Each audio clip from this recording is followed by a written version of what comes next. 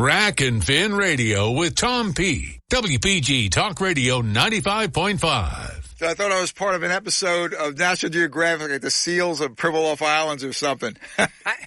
Boy, that sustained south wind, that hot weather and cold water upwelling, man. Hey, you're inside Rack and Fin Radio with me, Tom P. Weekend of July 22nd and 23rd. In my travels up and down the beaches there, Monmouth County all the way down to Cape. Stopping here, stopping there, stopping here, doing some fishing. So I'm visiting some of my friends, people. I have enemies and acquaintances. Some acquaintances here. Stopping along some beach. Wow, look at the beaches. They're packed. And except for the youngsters, the little kids, no one's in the water because, man, was it cold. Water temperature dropped, 10, 11 degrees in some instances. We'll get into that in the next couple of segments. Fluke into transition with Stanley Gola, formerly of S&S Bucktails, now the newly announced the other day, the newly launched company September 1st, S&S Jigs. Talking Fluke into transition, hitting them now with still plenty of Fluke in the Back Bay, but water temperatures are critical. And joining us a little later in the show is Bud Thomas, Hunters Helping the Hungry. Something new going on with that great organization, especially here in the late summer. You have depredation permits, farmers. Listen in closely. And then wrap it up with party boat do's and don'ts. Oh, yeah. You've seen some stuff on the party boats, as I have. Captain Vic Hartley, Keyport Princess up there in North Bay, formerly of the great run with the Captain Robbins out of Sea Isle. Really jammed show, summertime in its prime. The Jersey tomatoes and the corn. The Jersey corn is... I'm getting too excited. And doing some channel catting tonight. Maybe cast for some large. That's going to be a flip of a coin. So grab that cup, grab that Rebel. I'll be right back. Rack and Fin Radio. Mungo Jerry in the summertime. Anyone remember that? 1970. Oh, monster hit. Be right back. Rack and Fin Radio. WPG Talk Radio 95.5 FM and 1450 AM. South Jersey's talk station. Attention, small business owners looking for new ways to grow your business that won't break the bank? What if I told you it all starts with just 2 easy steps? Step 1, stop wasting precious time and money on leads that are being shared with your competition.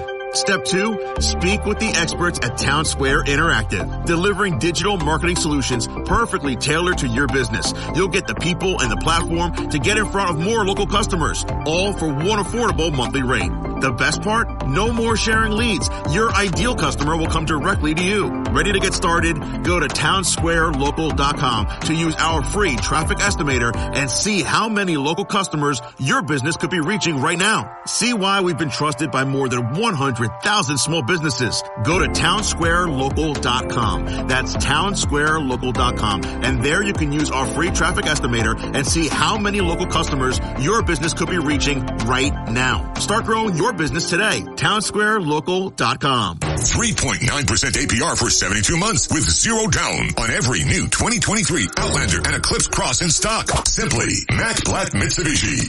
Get to Matt Blatt Mitsubishi in Glassboro because if you have a job clearing $450 per week, you're virtually approved for a brand new Mitsubishi with 0 down and low 3.9% financing for 72 months. Why would you buy a used vehicle when all Matt Blatt Mitsubishis are backed by a 10-year, 100,000-mile limited warranty? So if you're stuck in a loan or lease, AJ the Trade Man will get you released and into a new car or SUV. And with Matt Blatt Mitsubishi's 4-day love it or leave it return policy, you simply can't make a mistake. So get to Matt Blatt Mitsubishi and drive home a brand new car or SUV today. Simply Matt Blatt Mitsubishi. Offers approved with Tier 1 credit through Santander Consumer USA. Go to mattblattmitsubishi.com or call 844-946-2315 for complete details. Plus tax, license, registration fees. $1,560 per thousand finance. Trade cash subject to manufacturer details. Offers can't be combined. Expires 8/6/23. My dad, he's a double amputee, and he's one of my favorite people in the world. To me, a hero is someone who fights for our country and freedom. My dad is a hero. Homes for Our Troops built this house, and it's basically made for him. My dad can get through the wide doorways. When he is making our lunch, he can reach anything we need. He'll help me build tiny projects. Life is good here. Without Homes for Our Troops, we'd be living in a home that didn't have all these features that helped him. Homes for Our Troops builds and donates specially adapted custom homes nationwide for severely injured post-9/11 veterans and enables them to rebuild their lives. If they get a new house like this one, it'll help them do normal life. My dad's not just a hero, he's my hero. Join our mission at hfotusa.org. I'm a wife and the mother of 2 kids, and I've got a good job. Bye, Mom. See you, Mom. A pretty important job. Because of my family and my job, I really care about this neighborhood. It's a good neighborhood. Yes, there's some crime. And when I drive to work, like now, I realize that some people here don't trust the police. So the police should be reaching out to this community, and this community should reach out to the police. That's the way to make this a safer place. And when I get to work in the precinct house and put on my uniform, I can tell you as a police officer that this department is reaching out to the community, and the community is doing its part. We're building partnerships. This should be happening everywhere. This is how we can all be safer. Get involved. Start the conversation. Start the conversation and help stop crime. To learn the 5 things you can do, go to ncpc.org/prevent violent crime. A message from the National Crime Prevention Council and the Bureau of Justice Assistance. Kids across America are going to school hungry. Millions of kids every day. Hungry kids get sick more often and can struggle in school. It can be harder for them to focus and learn. But one simple thing can help change all of this for a hungry child in America. Good healthy food and the energy it brings. With help from caring people across America, No Kid Hungry is providing healthy meals and hope to hungry kids so they can build better futures. We want to ensure that all of our kids have healthy meals every day. Thank you. Thank you for helping feed our kids. To learn more about ending child hunger in America, go to helpnokidhungry.org today. Rack and Fin Radio with Tom P. WPG Talk Radio 95.5. Well, the fluke fishing, that cold water, a little bite there from the sustained south winds for a few days. Here to drop the water temperature predicated on where you were anywhere from 8 to 10, 11 degrees. They caught some fluke, but some had mittens on. But there, for those in the know, the bite was on. Now it's bumping up. It's getting better and better. But the flounder are in transition. Now, listen, we had fair numbers of keepers in the back bay there, Barnegat Bay, Grave, until early September last year. So there are keeper fluke back there, but for the most part, the summer flounder, especially the big ones, are on the move out of the inlets, out front to the Rex Reefs and gnarly areas. Join us on the line right now. Very special guest. Congratulations on the new gig that he will be starting September 1st. Is Stanley, lovingly referred to and respectfully referred to as the Ayatollah of Flukerola, Gola, formerly of S&S Bucktails, now S&S Jigs. He's on a boat right now. He's making some time for us. We're going to talk summer flounder on the move. Stosh, congratulations, brother. How you doing? Good, sir. How are you? On the water. Hey, disorder on the water with Gola. It always happens. So, Stan, set those guys up. They're catching fish. Stan, let's talk one summer flounder behavior right now. Now, you just landed in the bay, what was it, 10-plus pounds a week ago. So there's still some big fish out there, but they are on the move, correct? Yes, they are on the move. Yeah, that was actually 2 weeks ago, I believe. Okay. They're on the move big time. I mean, the water temperature in the bay, we were out. We fished there this weekend. On the incoming, we had 70, and on the out, we had 84 degrees. Too warm. Yeah. Too warm. Absolutely. Ridiculous. So you're not going to, I mean, yeah, there's still fish there, absolutely. But you got to be close to the inlet now. Deep water, cooler water, more oxygen for them. They're not going to be in those skinny spots way in the back anymore. I mean, there's going to be some, but there's no amount of fish. Listen, by the way, I watched Stanley and Filet, Natal, and Captain Brady take some Taylor back in some shallow water late last. I mean, the greenheads were out. There were legions, battalions. These guys were back there. Stan, that's when you won one of your big money tournaments in that water just before the transition was underway. And I don't know how you guys didn't need a transfusion after that. Oh, it was painful. It was painful. Okay, Stan, now the back bays are still packed with bait. You have a peanut bunker hatch run, mullet comes in. You got loads of spearing back there. You got the crabs, but the fluke now. They're like I said. What bait are they following out when they're positioning? Well, they're really not worried about what bait. I mean, they're really not worried about the bait they're following out. It's just time for them to go. You know, and it's really not based on water temperature. It's based on how much light's in the days.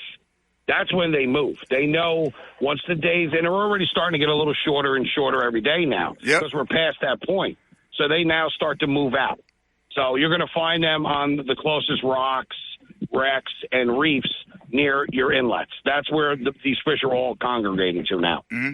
Stan, when you say they're starting to move, I mean, will they vamoose from, say, like a mile and a half just to get out, or will they stop and go, position overnight for day? And by the way, listeners, anyone who says summer flounder don't bite at night doesn't know what they're talking about. So the movement itself, any periods of the day when it's most intense? Honestly, I couldn't answer that question because I just don't know. I know they're on the move. When they do it and how they do it, I don't know. Okay, I couldn't tell you. Join us on the Rack and Fin. At least he's honest about it. I just watch him catch fish and my jaws drop. We're on the Rack and Fin line. It was Stanley Ayatollah of Flukerola Gola, formerly of S&S Bucktails. Now S&S Jigs being relaunched or inaugural launch on September 1st. Stan, tactics right now. Are these fish aggressive, or are they more interested in getting the hell out of the hot water? No, I mean, when you get them, when you find them, they are aggressive. I mean, they're definitely chewing. He definitely wants some meat on the hook, you know, bluefish, mackerel. You know, if you get a slot fish in the boat, strip him out. That's legal. You can do that. But you definitely want fresh meat on top of the gulp as well. Oh, meat and gulp? Yes. Wow. Captain Dave the Ray Shoal. Captain Dave the Ray Shoal tuned us onto that a few years ago. And again, in the bays using one of his Miracle Minis and a 4-inch gulp swimming mullet. I always said, Dave, that looks kind of one sense combating the other, but Stanley, very effective. Oh, absolutely. It's very effective. Now, listen, you can get live peanuts. I mean, they're still a little small right now. They're about 3 inches. Right. But once they get to that 4 or 5 inch, you can fill up your live well with them and go out to one of your reefs. You'll just crush fish. Crush. Stan, you are a jigger. Tried and true. It's in your DNA from Stanley's dad, Big Stotts, the Polish Picassos, I call him. If you ever saw the bucktails he painted, well, you've seen him. The man was just an artist. Aggressive jigging, Stan, based on conditions or what? It's based on conditions. The slower you drift, you jig faster. The faster you drift, you jig slower. It's, you know, it's more of you should be on a rhythm base with the way the boat's moving and the currents. Stan, fluking the inlets now during the transition, that can get pretty dicey. Is it better to wait when you figure they're out front or intercept them at the bottom of the inlet before they start to get out? No, fishing the inlet's fine. You just got to pick the right tides and the right time of the day. You know, we fished Barnegat Inlet on a Saturday. It's just brutal. It's brutal. It's not even fun. It's just a beating of your body because, you know, these guys don't slow down, these yahoos. They'll blow right past you, right next to you, 40, 50 footers, throwing you all over the place. You definitely have to fish it either at the top or the bottom of the tide. You can't fish certain inlets, especially Barnegat, when that tide's screaming. You're wasting your time. Stosh, I've seen you guys tucked in close to the rocks. The fluke will be, they're almost like they're hanging out with a tog and a triggerfish. Are they right there? They're right there. They are right there in that rubble. They love that rubble. You got to remember, it's still 50, anywhere from 30, 32 to almost 60 foot of water on the high tide in there. Right. There's a lot of water in there. Stan, other areas too, like again around the lighthouse, that finger jetty behind it, and there's structure like this all the way down through Hereford Inlet. We got that through Seattle, whatever. Are they going to be there? So they're going to be tucked in tight, right? They're tight to that. Yeah, they're tight to that structure. Absolutely. And that means a lot of sacrifice tackle, does it not? Yes, you lose a lot of gear. That inlet is brutal. We lost like 30 jigs in there between 3 guys. Stan, but one question. And my lovely Dee Marie, she's an ace at getting out, especially when we're fishing from the South Jetty or Barnegat Inlet. Stan, the shape of the jig head around versus like, for lack of a better term, a bullet, a spro head, does that cut back on the snagging up a little bit? Well, the ball head absolutely will. The spro head or the minnow head, as I call it, it's kind of like it gets hung up more. The Raging Rattler is really the one you'd like to use because of the banana shape. There you go. It kind of bangs off the rocks and skips off of it.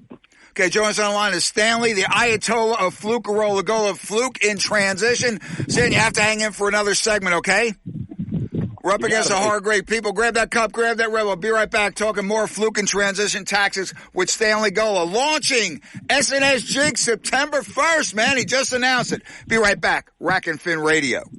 WPG Talk Radio 95.5 FM and 1450 AM. South Jersey's talk station. Fox on Film. I'm Ann Aliopoulos. It's the weekend of Barbenheimer at the theaters. Barbie sees the blonde doll have an existential crisis in Barbie Land. You can go back to your regular life, or you can know the truth about the universe. The choice is now yours. The first one. Eventually leading her to venture out into the real world alongside her boyfriend Ken. Margot Robbie and Ryan Gosling star in the film, directed by Greta Gerwig. Oppenheimer is director Christopher Nolan's take on the story of the father of the atomic bomb and how he had to risk destroying the world in order to save it. Are we saying there's a chance that when we push that button, we destroy the world? Chances are near zero. Near zero. What do you want from theory alone? Zero would be nice. Cillian Murphy, Emily Blunt, and Matt Damon star. You got a friend in me. And as part of Disney's centennial celebration, the original Toy Story is returning to cinemas nationwide. That's Fox on Film on Fox News. Splash into fun at Ocean City, New Jersey's premier water park. Twist and turn down 8 stories of the longest serpentine slide on the East Coast. Plunge out the end of side-by-side body slides, lounge in the lazy river, or splash around in the kids area. Then cap off the day with 18 holes in a tropical-themed mini-golf course. Visit OCWaterpark.com for tickets. That's OCWaterpark.com. All-day tickets are discounted when you purchase online. OC Water Park. Splash into fun today. Down in Market by the sea, we can make a memory at Lucy the Elephant, Lucy the Elephant. Down by the sea, Lucy the Elephant, Lucy the Elephant. So come see me. They call her Lucy the Elephant, Lucy the Elephant. I'm famous too.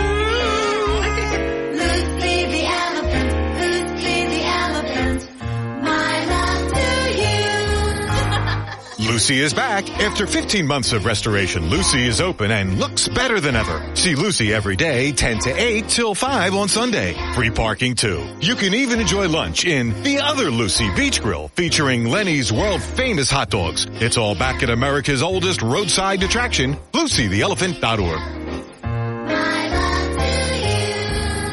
Rack and Fin Radio with Tom P. WPG Talk Radio 95.5. Here we go, look out below. Back inside Rack and Fin Radio with me, Tom P. Weekend of July 22nd and 23rd. We're talking Fluke in transition. Stanley Gola, the Ayatollah of Flukerola, launching S&S Jigs as of September 1st. Announced here on Rack and Fin Radio. Fluke in transition, Fluke out front now. So they moved out, Stan. They are on the rocks, on the rubble, on the nasty, gnarly, bucktail grabbing stuff situation. You're out there. You're one chance to go. Wind drops, wind against tide situation, and I've seen you get keepers and big ones under those conditions, Gola. Spill it out, man. What are you doing?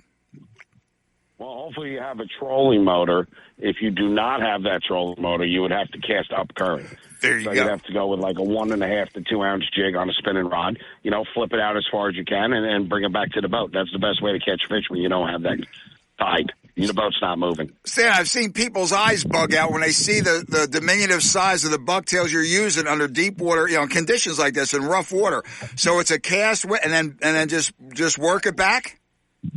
Yep, let it go all the way to the bottom and work it back slowly. Keep in contact with the bottom until you get back to the boat. Now, Stan, on that small bucktail, are you still using the gulp with the strip of meat? Again, downsizing, No. of course? Nope, just a gulp. That's it. Style, swimming mullet, grub, what? What's that? Yeah, grub. 6-inch grub. Any 6-inch grub on a small? Wow. Listen, Stan. Any particular color situations as a wind against tide as opposed to a normal drift under these conditions? What's that? Say that again, Tom? Any specific color preference on a wind against tide as opposed to a standard drift? I like it. Also depends on your water clarity. If it's dirty or clean. My go-to is natural glow. White glow. Mm-hmm. Sometimes I'll do pink shine. And if the water's real dirty, I'll do like a chartreuse or a fire tiger, something really bright and obnoxious. That word is synonymous with Gola's technique, fluking. Stan, again, on this working back, slow bounce back, just keeping up with it, or are you really moving this thing? No, you're skipping it along the bottom pretty good. I mean, you don't want to be too fast. You just want to make sure you keep contact with the bottom. Hit's going to be aggressive under those conditions? Because it's not normal for the fluke to see the bait like that. Sometimes, yes. Sometimes they'll just lay on it. You'll feel dead weight. So you set up on it. You're either he's laying on it or you're on a rock. Stash, you seem to, you and that your varying tournament cruise, by the way, Stanley's practicing for a tournament. You seem to concentrate on the big fish. You don't want the 18s or 19s or 20s. You want 21s. You want above that. Any specific tactics in the transition for these bigger fluke? I mean, up to doormat size like you catch. Big baits. Big baits. Bigger the bait, the better it is for you when you're fishing, when you're targeting big fish. Big strips. Long bluefish strip. I'm talking 10-inch strip. Whoa, stinger hook, please, yes? No, I don't use a stinger. I actually let them swallow it. Holy God. How long does that take, Gola? Well, I mean, you feel the thump. Fluke, it doesn't take him long. Uh-huh. 10-pound fluke, he'll swallow it on the first shot. He's got it.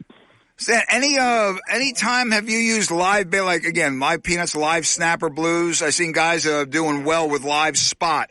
And when you're using that on a bucktail, any different technique? I'm not big into the live bait thing. Okay. Just a personal preference? Yeah, I'm not. It's too boring. I can't stand there and just hold the rod. I'll go crazy. We're speaking with Stanley Gola, newly launched SNS Jigs as of September 1st. Stan, your tackle for these tactics, especially over the rough and tumble stuff, braid, I assume, tie and direct. You go into a fluoro leader, what?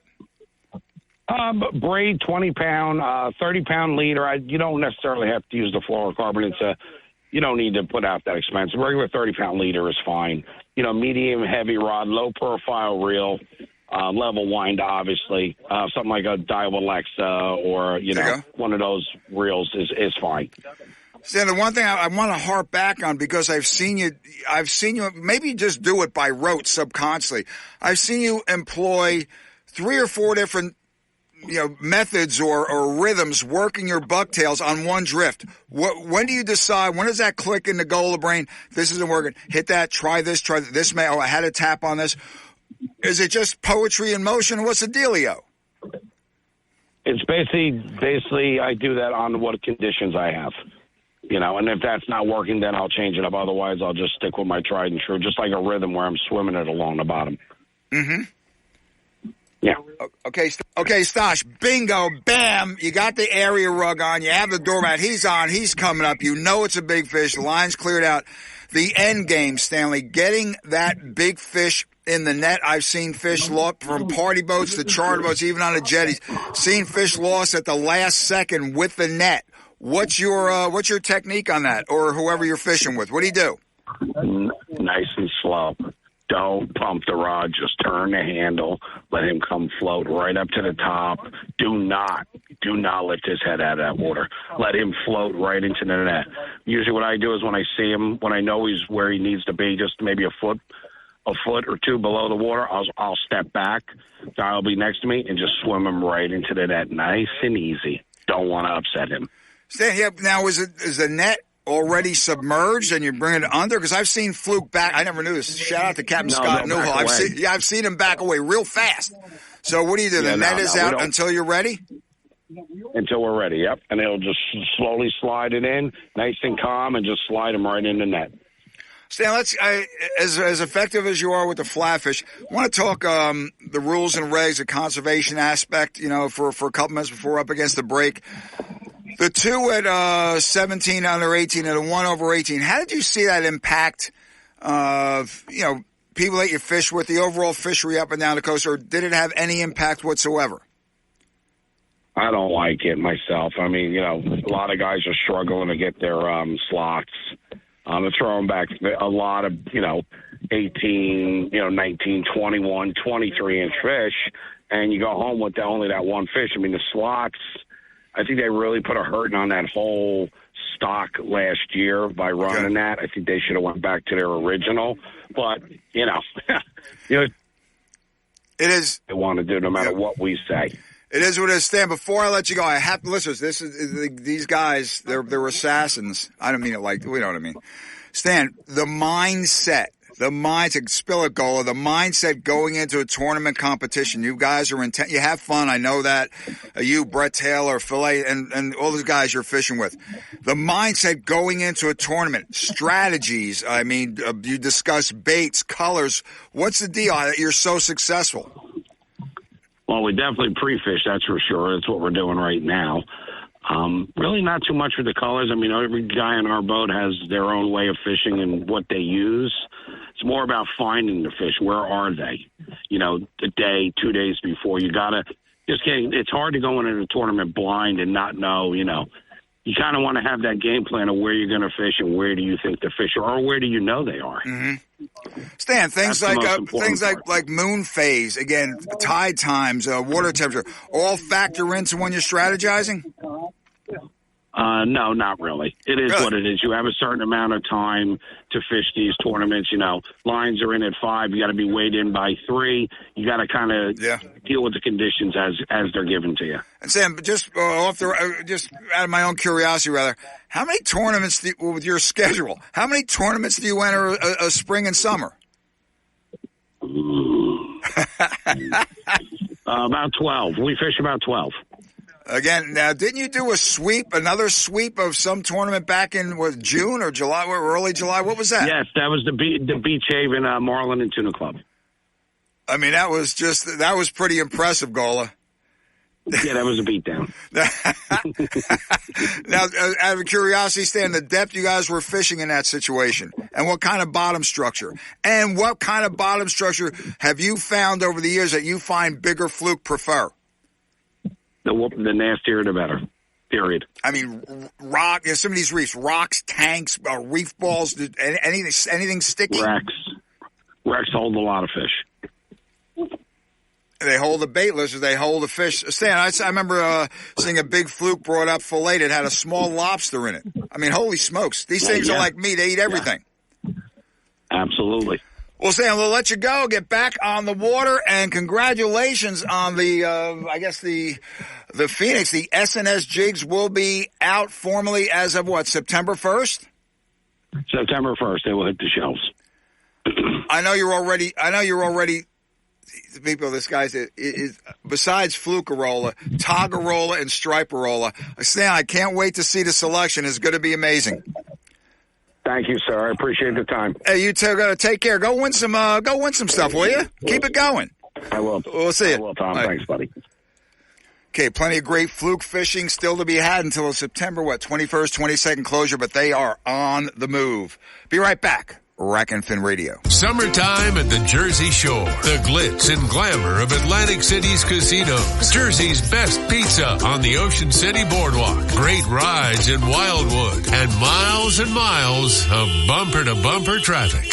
WPG Talk Radio 95.5 wants to keep you moving with expanded summertime traffic updates. Friday afternoon through your ride back Sunday evening. WPG Talk Radio 95.5. South Jersey's talk station. Fox News, I'm Chris DeMeo. The U.S. and China pushing Russia to avoid a global food crisis and halt its attacks on Ukrainian grain shipments. Russia is waging war on the world's food supply. It is waging war on the poor at a time when needs are so dire. And you've heard that people are angry and people will die. U.S. Ambassador to the UN Linda Thomas-Greenfield, Moscow pulling out of a year-old grain deal that allowed the shipments. 2 IRS whistleblowers testifying this week that government agencies mishandled the investigation into Hunter Biden. One of them, Joseph Ziegler, describing why he decided to testify. There were a lot of things that I saw that were improper, not following proper procedures, and I thought it was my duty to come forward. Ziegler appearing on Fox's special report. America's listening to Fox News. Your WPG Talk Radio 95.5 AccuWeather forecast for South Jersey. We'll see partly cloudy skies overnight. Expect an overnight low of 65. It will be less humid Saturday with times of clouds and sun. We'll reach a high Saturday of 87. Mainly clear skies for your Saturday night with a low of 64. Partly sunny Sunday. We'll reach a high Sunday of 90. I'm AccuWeather's Drew Shannon on WPG Talk Radio 95.5. Rack and Fin Radio with Tom P. WPG Talk Radio 95.5. 49 days. 49 days and counting to the opening of the early bow season in 28 DMZs, deer management zones across the state. Now remember, of these 28 DMZs, 9, 13, 27, 28, 29, 31, 35, and 47 are governed by what I consider the insipid antler point restrictions. What's that? Quality deer management. Thank you guys for locking up hundreds of thousands of acres of public land because you want these monster bucks that just aren't happening. But anyway, 49 days to go. I hope you're out there shooting. I hope the trail cams are up.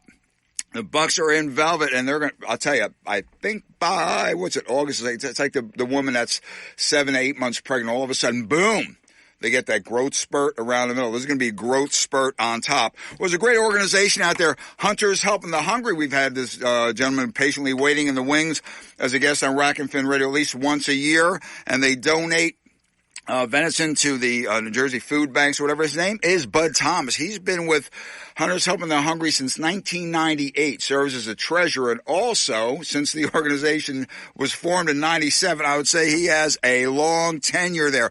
Well, they have I don't know if you want to call it a program or not, but they have a refrigerated trailer now and pull it with a truck, and, the farmers that have the depredation permits or what have you can actually, they'll leave the trailer, from what I understand, on the property, refrigerated, store up to 20 deer or so. Again, all the meat is then brought to one of the participating butchers, of which I wish there were more, especially here in South Jersey, and donated. Bud's joining us on the line right now. I've been very patient. Bud Thomas, how are you?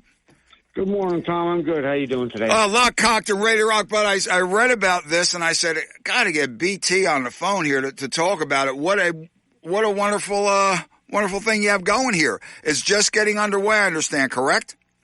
Yeah, we were able to purchase a truck and a refrigerated trailer that, like you said, holds 20 deer.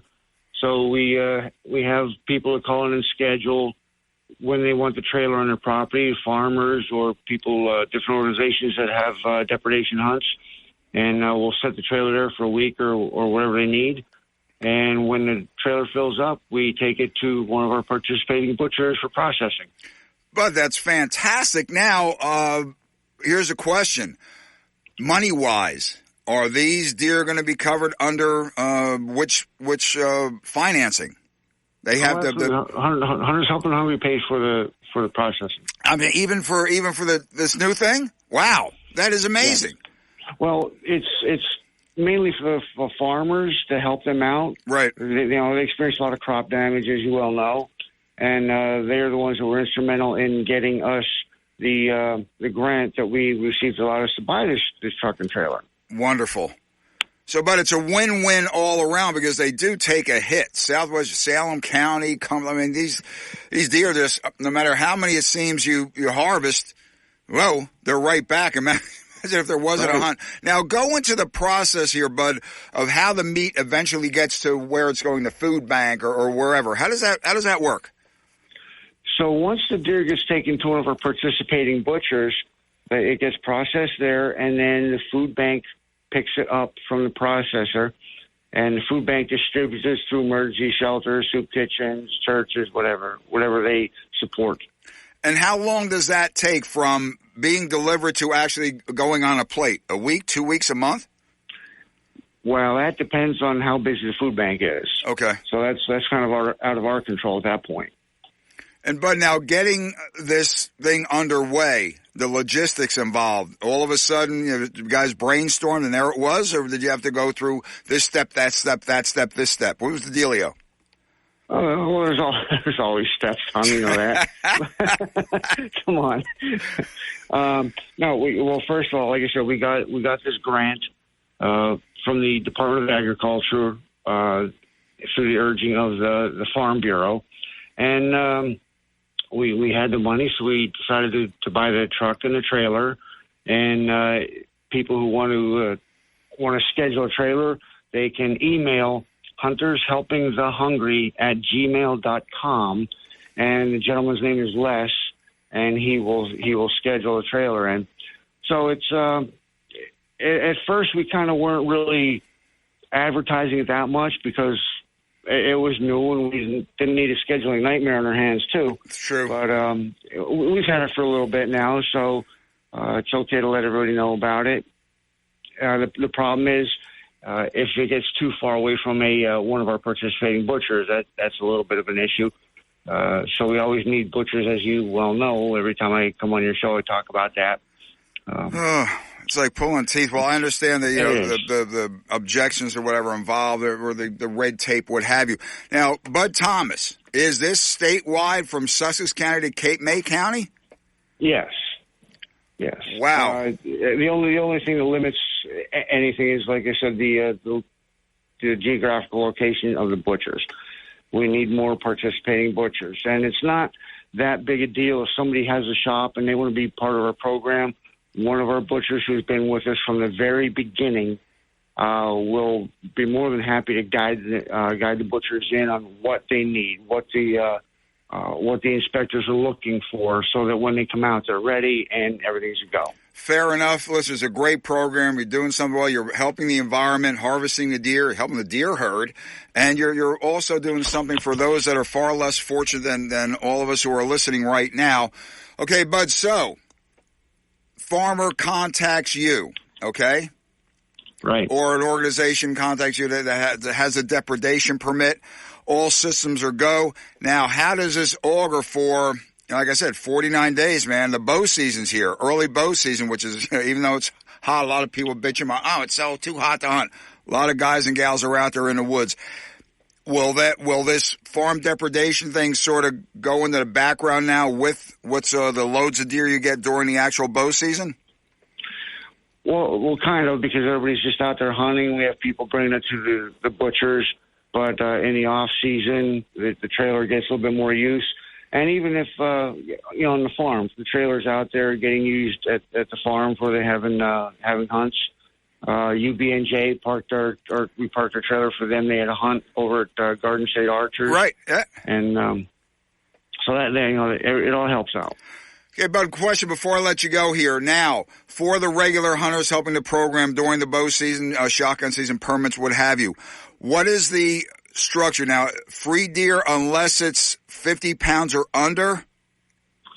If the deer is 50 pounds or over, and that's the dressed hanging weight, then Hunters Helping the Hungry pays the full processing fee. The butchers get $100 per deer, and we pay the full fee. If the deer is less than 50 pounds dressed hanging weight, then we require the hunter that's donating that deer to pay the first $50 of the processing fee, and then we pick up the rest. More than fair. More than fair. Okay, Bud Thomas, Hunters Helping the Hungry Secretary Treasurer since, 1998, and the organization was formed in 97. Thank you for your service, Mr. T.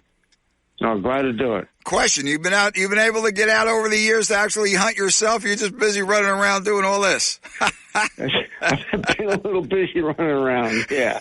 Okay, but people want to find, especially farmers in particular, want to find out more about this. Where do they go? Who do they call? Like, you give it again. Hunters Helping the Hungry at gmail.com. And you address Les, L-E-S. And he will handle the scheduling of the trailer. Fair enough, bud. Hope to see you in the woods sometime this fall. October is my time out. Actually, anytime I can get out there is my time. But again, listeners, 49 days to the early opener, September 9th. Bud, you take care. Hope to see you soon, man. You too. See Thanks you again, Tom. Yep. Take care. Yeah, some of these depredation permits, I mean, the deer are supposed to be buried theoretically, whatever, disposed of, what have you. And I've seen, whoa. You're out there like during the winter hunts, and what is all these bones, all these, so it's definitely venison being put to good use. Refrigerated trailer, they have the truck can park on your property, can hold up to 20 deer, doesn't cost you anything. And you're, again, helping the far less fortunate than all of us. Okay, grab that cup, grab that Red Bull. Be right back. Rack and Fin Radio, Hunters Helping the Hungry. Check it out. WPG Talk Radio 95.5 FM and 1450 AM. South Jersey's talk station. Hi? Afternoon. Atlantic City Electric here to install your new smart meter. Did I order a new meter? No, we're replacing old meters in South Jersey with new smart meters. What's the catch? No catch, just more insight and functionality. Which means? Soon, you'll have even more reliable electric service and new tools and programs to help you save energy and money. Yep, that's smart. Learn more about smart meters at AtlanticCityElectric.com/SEN. Do the bump, do the hustle, do the funky chicken. But whatever you do, get down to Royal Farms Chicken Palooza. Right now, get a 3-piece world-famous chicken meal. White, dark, or chicken tenders with Western fries for just $6, with a portion of each chicken meal sale donated to local charities. Can you dig it? Plus, register to win world-famous chicken for a year. That's a 3-piece world-famous chicken meal with Western fries for only $6. Don't stop till you get enough. But hurry, Royal Farms Chicken Palooza is only for a limited time. So boogie on in for Royal Farms Chicken Palooza. Going on now, and it's just the way. You like it.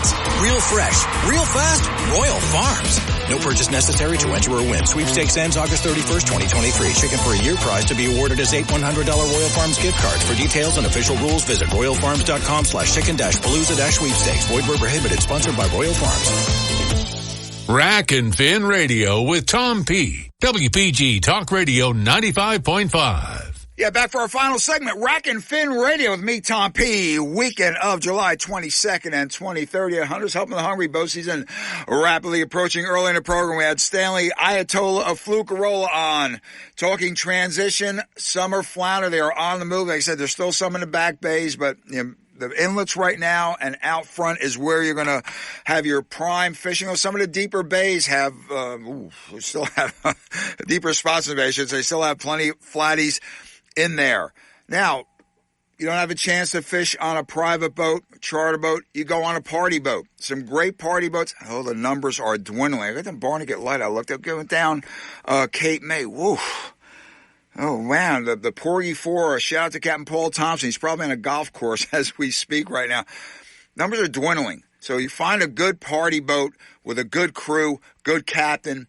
Enjoy the trip. But especially if you're a newbie or just a casual summer flounder angler, listen to the mates, listen to the captain, take their tips. They're there. They want you to catch fish, so you come back on their boat, or tell friends or relatives, come back on the boat. They want you to have an enjoyable experience. Yeah, there's been some, I've been on some boats where the mates kind of, that happens. But 99% of the time, they are there, they are working for you. Listen to what they say. Soak it up like a sponge, and you will catch us. Very special guest on the line with us right now. I've known for many years from down Sea Isle way on the Captain Rob's down the Keyport Princess up there out of Monmouth County is Captain Vic Hartley. I see Vic at the New Jersey Marine Fisheries Council meeting. He's there. He's hands-on, working for the angler. Captain Victor, great to have you on Rack and Fin for the first time. How you been? Good. Thank you very much. I've been really good. Vic, the boat up there, you're doing well. They're fishing Raritan Bay. Liz is getting the flounder, and it's just been Vic, a pretty good, except for some cold water situations. And your boat's been busy, Vic. You get newbies on there, you get casual, and you get, the Sharpies, so to speak, for lack of a better term. Vic, party boat do's and don'ts, especially for the newbies. What have you observed where I wouldn't do that if I were you, or, where a mate comes in, saves a day, untangles, whatever. How do you work around that dynamic? We try and explain everything right from the beginning. We try and explain how to use the rental rods. We try and tell you what to do and what don't to do right in our speech. So that's how we kind of start out. Now, along the rail, the baits are in, the drifts are starting. I know sometimes you get credit, but do you encourage more elbow room? How do you handle people that want to, someone nails a flounder and someone walks right next to them all of a sudden? I mean, that's like this sort of strategic politics dealing with that, is it not? Yes. Your mates. Go ahead. We just get people not to move once they get started. Some people like to be in the front. Some people like the stern. Everybody has their favorite spot, especially the guys who come with us all the time. Some people think the stern is the best. Some guys love to be on the bow. Captain Victor, speaking of Captain Victor, Keyport Princess, formerly the Captain Ramazan there, very stellar run there in sail.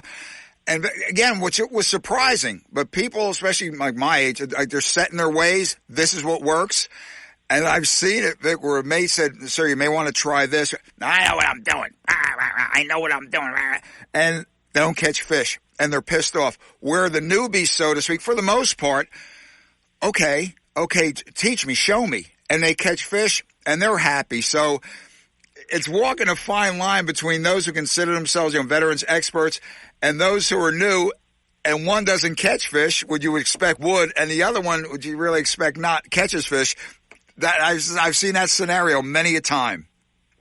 Oh, yeah. We get people that come on the boat that are fishing the gulp and all the stuff that they have, and then you'll get the guy with the rental rod who, like you said, we expect, we got 20 rental rods out today. They're not going to do anything, but they're dragging squid and spearing, and they're catching fish, and they're catching a lot of keepers. Right. But the one thing we always suggest is, the biggest problem we always have is you always tell people we use conventional reels for fluke fishing. Mm-hmm. Don't cast them. Don't cast them. I think he said that. He said that for my benefit. Yep. The mates don't have time there to untangle you all day, and there's a lot of times you'll tell people over and over, and they just keep casting. So now what I do is I actually charge for a new rental rod. If we can't get it untangled within a reasonable amount of time, I just charge you for another rental rod, and hopefully at some point you get the point. And that's Captain Victor. That's fair enough. I mean, How many times can you tell the person? But I guess some people you always hear this. They talk to someone who talks to, oh no, don't drop it down. You got to get it away from the boat. That's where the fluke are. So that runs into a situation there. Captain Victor, there's always a point I ask. Mate training. Experience on the water is one thing. People experience is another thing. Getting that meld together where you have someone who knows the fishing, knows how to deal with the tackle, and knows how to deal with the people. The winnowing process, Captain Vic, you have a great crew there. How did you arrive at that? What's the trial and error? It's just taking guys out, and hopefully, number one, the captain has to mesh with them, and the customers. I mean, you don't want anybody that gets really nasty, and sometimes the older you get, the more nasty they get, so they have to go. But we have guys that just come on, and sometimes they just can't work out. They just don't listen, don't help the crew enough. I'm fortunate enough to have two great kids that are involved in the business, and I've got a couple good mates. Like I got a 74-year-old guy that is just great with the customers, and Right. he's been around the party boat business forever. And then I've got another guy that just really meshes good with the boat, and he helps with the maintenance he's great with the customers. They all know him. Mm-hmm. And then a couple other things that we see, and we always tell people, especially new people, don't lift the flounder out of the water.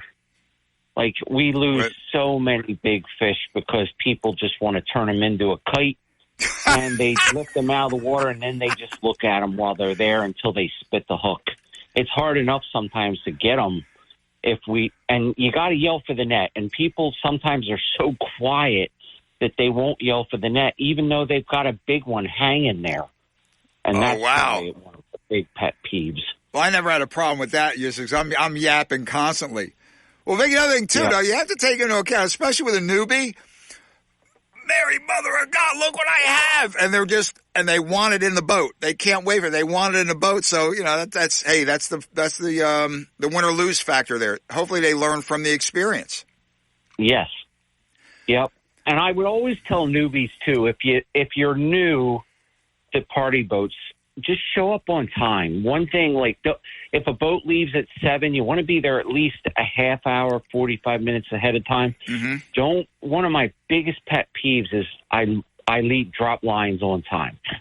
Don't show up at 7 o'clock and expect me not to be upset because I'm leaving at 7 o'clock. Fair enough. People are there and they paid, and they expect to move. So listen, it's a give and take situation. I mean, you have to do your part as well. Well, Vic, back to the mates. I was on a boat, and this guy. I mean, it was tough conditions, almost like a wind against tide situation. The bites, the fluke were really recalcitrant. Some sea robins came up, some sea bass, but this guy, and guys in the late 50s, early 60s, a lot younger than me. People, okay, we know that. But Vic, he was so encouraging and enthusiastic. How he kept that up, and it was a 4-hour trip. Okay. And God bless him, because he was on a trip after that as well. How he kept that up. Some people caught fish, some didn't, but I'm listening to them, talking to them as they're leaving the boat. Vic, everyone had a good time. So to have a mate like that is, you can't put a value on it, because even though they didn't catch any fish, had some tangles, had some snags, they had a good time and they were going to be back. Yep. So getting someone like that, Vic, that's a win-win all around for future business. And I think we have that type of crew now. We have probably a steady crew of 4 or 5 people that are with us every single day. And I think everybody who goes off our boat goes off happy, because, I with the rules and regulations, like you said earlier, I'm on the Mid-Atlantic Council as an advisor. I do all this stuff where I go to meetings. Oh, yeah, I've seen you everywhere, Vic. Yep. Ralph Stork, I don't know if you remember. I remember Ralph out of Margate. Yeah.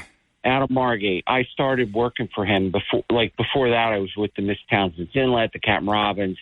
But Ralph told me back in 1989, he goes, "We are not in the fishing business anymore.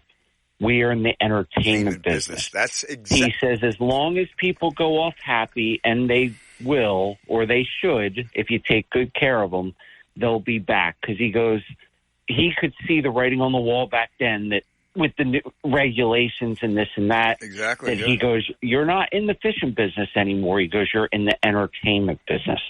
So you got to make people happy, whether they're catching shorts. I mean, I run a 7-hour boat now, so I deal a lot more with people who want to catch fish. But I still, even if we have bad days, they still go off. They come back because they had a good time. Had a good time, and Vic, they see the effort that you, and there's other great party boats as well, the effort that you and the crew put in. So he used to have a great, when I first moved down Ocean City, I think it was 89. He used to have a radio show, did he not? Ralph Stork? Yeah. So, and I met him at Wood Advertising. Came over to talk to the principal, Dick Wood. So yeah, Vic, you have a rich history, and thanks so much. Listen, it's Party Boat, glean it, listen to the podcast, re-listen, Party Boat do's and don'ts. You want to try a party boat, be it a pontoon boat in the Back Bay or the Mesquite Princess up there, Raritan Bay, bigger boat. Listen to the captains, listen to the mates, learn. And one thing, Vic, I heard, I don't know where he came up with this. I've heard it somewhere too. The guy said to one person who was just adamant about doing it one way, he said, sir, I'll never forget this. I used to be a fan of Sky King. Your mind is like a parachute. It doesn't work until it's open. And that guy ended up getting 2 keepers after he listened to the mate, Vic. It was something to witness. Like, and there you go. That's what these people do. They want you to catch fish, and they want you to come back. They're there to help you. So listen to the mates and listen to the captain. Hey, Vic, give the website or phone number of the Keyport Princess. Listen, you're ever up North Jersey, up in Monmouth County, give them a shout. Vic, go. Yep, you can give us a call at 609-780-6362, or you can visit us on the web at keyportprincess.com. Captain Vic, before I let you go, real fast, we have about a minute left before we have to close this out. The paucity now of the party boats. It's like they're, the Doris May, that's been repurposed. This one gone, that one. I remember going down to Barnegat Lake, going down to Cape May, going down to the Highlands, Atlantic Highlands, Jersey City. I mean, party boats back in the 70s through the 80s.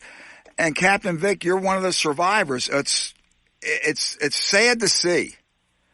Yes. What's happened between the regulation, the mismanagement, what have you, that again, it's becoming a struggle, Vic. And someone said the other night, I was at a little cookout, said, man, Tommy P, I think the party boat business is on its way out. Not to be dramatic, but Vic, that's what it looks like when you see the casualties, so to speak. It is, and part of the reason is kids don't want to be in it. I'm fortunate that even some of the other guys say I'm lucky that I have 2 kids that want to do this. I mean, there you go. Kids don't do this today. They want little charter boats, or they want this or that, but it's just getting harder for us to survive with the regs and people wanting to build condos and every other thing. So it's kind of getting harder and harder to survive in the industry. Hey, well, let me tell you something. You go to New Jersey Marine Fisheries Council, but you can depend on Captain Vic to get up to that lectern, up to that podium. So, Vic, you let it be known, man. That's one of the things I respect about you. You and Captain Dave the Rave Shoal as well. I mean, you voice it. That you tell like it is. And I was, especially that striper debacle back in May. I said, man, that's vintage Vic Hartley up there. Well, Vic, you have a great weekend. Hope to see you on the water soon when I'm up that way, brother. All right, thanks. See you, man. That'll do for this week on Rack and Fin Radio. Party boat do's and don'ts. Hey, man, still plenty of fluke out there. And there's sea bass. And you got the chub mackerel. You got the bomber sea robins are here. Triggerfish. Go out and enjoy. God bless America. God bless our troops. God bless our first responders and law enforcement. See you next week. Rack and Fin Radio.